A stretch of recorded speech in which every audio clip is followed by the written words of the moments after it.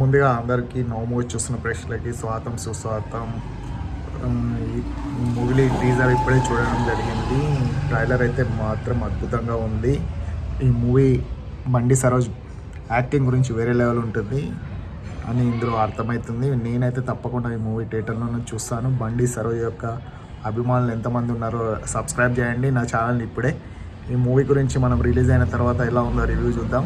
Trailer మాత్రం అదిరిపోయింది. ఇది ఒక లవ్ స్టోరీ అని మనకు అర్థమవుతుంది. ఇందులో కామెడీతో పాటు పాటలు కూడా బాగానే ఉన్నాయి అనిపిస్తుంది. కానీ ఒక్కొక్క డైలాగ్ ఒక్కొక్క హైలైట్గా ఉంటుంది. బండి సరోజ్ విలన్ అయితే యాక్సెప్టెడ్గా ఉన్నాడు ఈ మూవీకి.